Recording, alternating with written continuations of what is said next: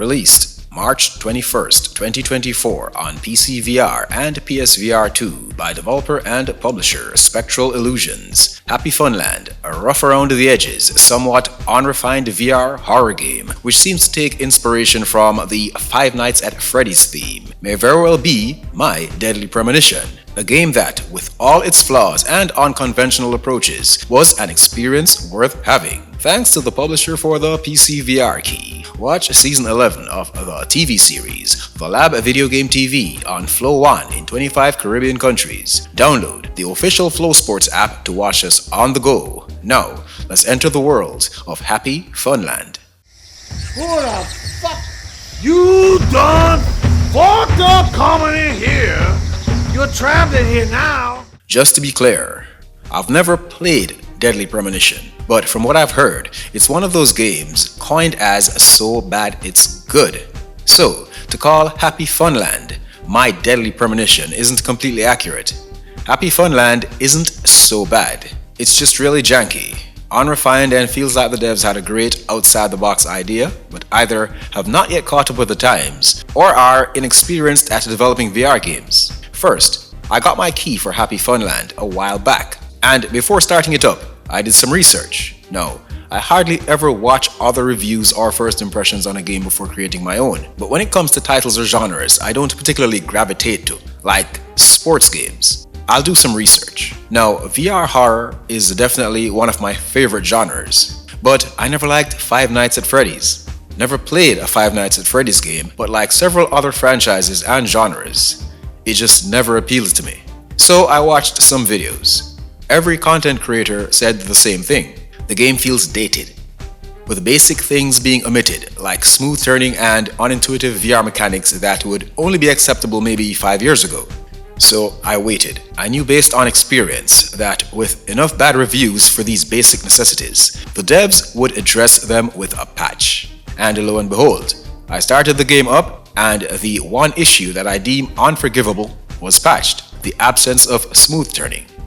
Well worth the wait. I'm now ready to give this game the review it deserves, as I really don't want to be deducting points for something as easily fixed as no smooth turning. There's another billboard for the park. Mark Grizzly, HappyFunland, home of Randy Rhoads. The story here is nonsensical, and it gets even more absurd as the game progresses, but I like it. It's funny.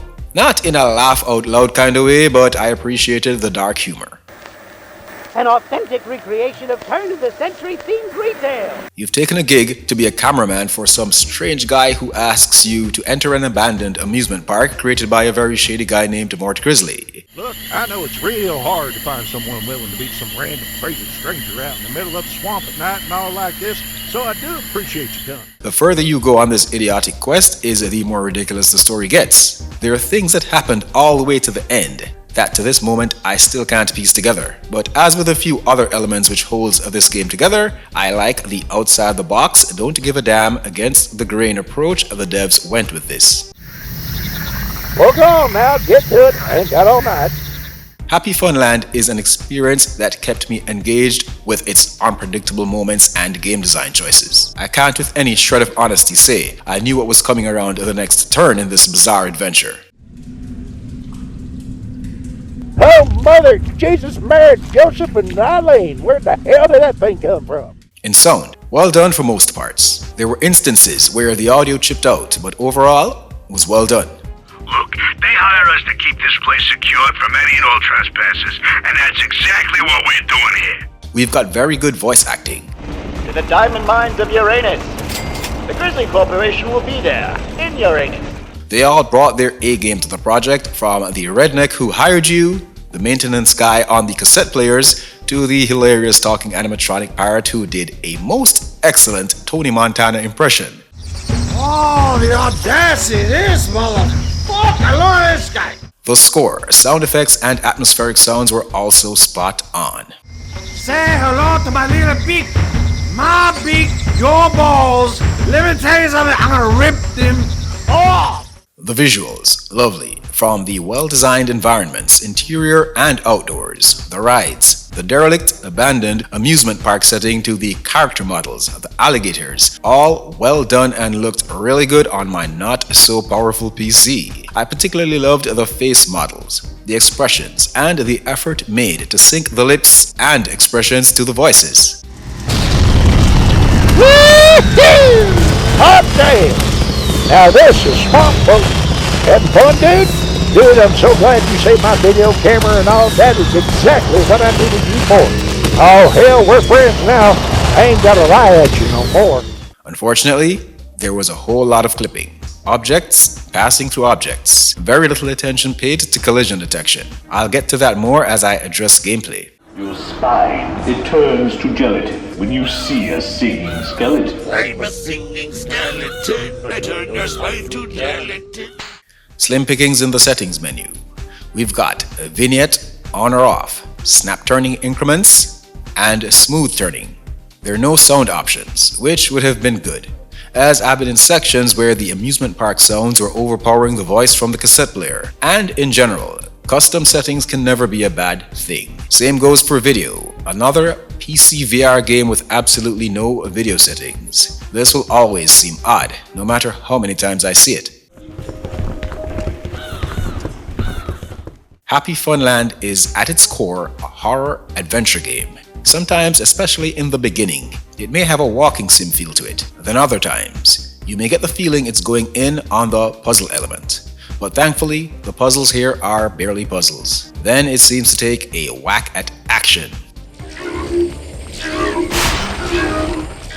which unfortunately it fails miserably at. So, I say at its core because HappyFunland is almost all over the place where genres are concerned. Never really locks into any one. But this is what I like about it. The against-the-grain approach I mentioned earlier. And it's not just in the game mechanics, it's also in the story. There were a few times where I almost got bored with HappyFunland, but at the very moment where tedium was about to set in, it changed things up. There was a point where I entered what looked like a mini theater with some skeletons. I had to find a key and escape quickly. I got a bit frustrated fumbling around with the dated VR interaction designs and began thinking, I will not be having a good time with this game if this is what I'm going to have to be dealing with. But that particular style of puzzle was never repeated, and all the other puzzles were really simple. And I'm only calling them puzzles because at this point, the word puzzle has become a sort of video game jargon that doesn't necessarily mean puzzling. I think you did it. The dated mechanics I mentioned, other than the game being released with only click turning, which, in case you missed it, is no longer an issue after a patch, grabbing objects doesn't feel right. You press a button to pick it up, but need to press a button to release. That never feels right, and a toggle grip option, on or off, should always be present when going for this feel. Then combat. Combat is basically just flailing. The opposition barely puts up a fight. And it doesn't matter what you're holding, a golf club, a broom, a sword, they all do the same damage. Just wiggle your hand about within striking range long enough and these dolls will go down.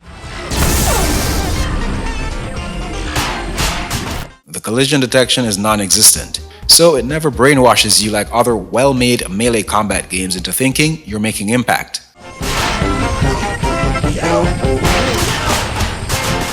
They're sounds, but it feels like you're swinging at the wind until they fall over. This didn't bother me too much though, as I really didn't want any epic battles. I just wanted to enjoy the trip through this grim world, figure out the story and be done with it. But the shoddy combat was noticeable.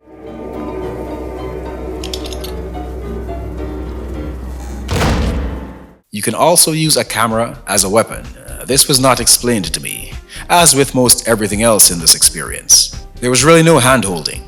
I just kind of figured it out. You have about 4 or so shots and each flash takes one of these dolls down easily.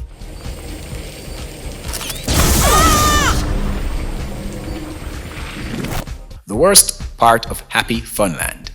No, it wasn't the combat. It was these mini golf sections. No, even if the developers were indeed inexperienced, even if this was the first game they ever made, VR or flat, how could they have playtested it and give a thumbs up for these sections. Your mini golf sections do not need to be on par with Walkabout Mini Golf. But come on people, who play tested these sections and decided, yeah, this is fine? These sections were so awful, the mechanics were so poorly designed, and these mini golf games were integral to game progression. It wasn't just a one-off thing.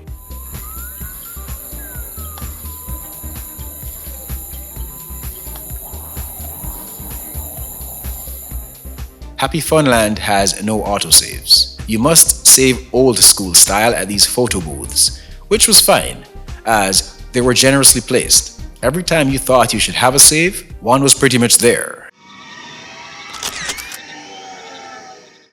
HappyFunland is also an easy experience, very forgiving. Other than the effortless combat encounters, should you expire at any time, you pick up immediately from the exact spot. The first time I was taken out, I didn't even realize that that's what happened.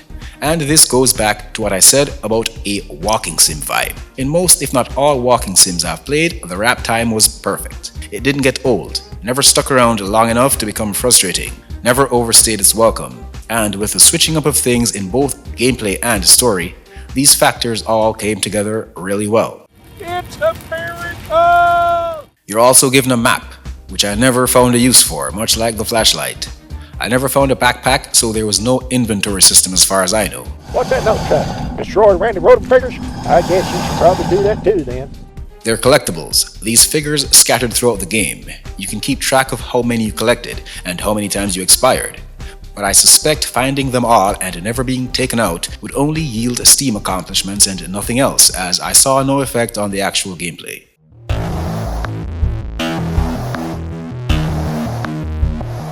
There are also two different endings I came across, both quite dark. Not sure if there are more, but I doubt it. This is a pretty dark game from beginning to end. It's also filled with mature themes, including coarse language, sexual innuendos, and drug references, with no regard for sensitive eyes and ears. Wanna buy some drugs? There are condom dispensers in the bathrooms at a kid's theme park, and there was a point where I got stuck with a needle and went on a psychedelic trip.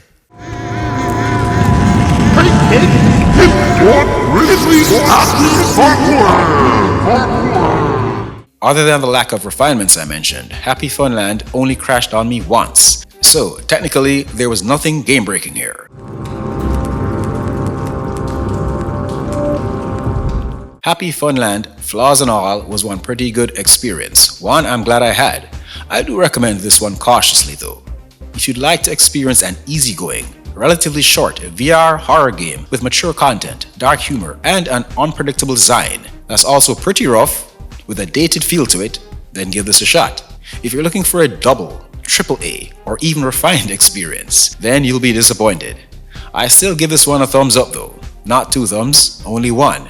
And that's because it did what I want every game I interact with to do.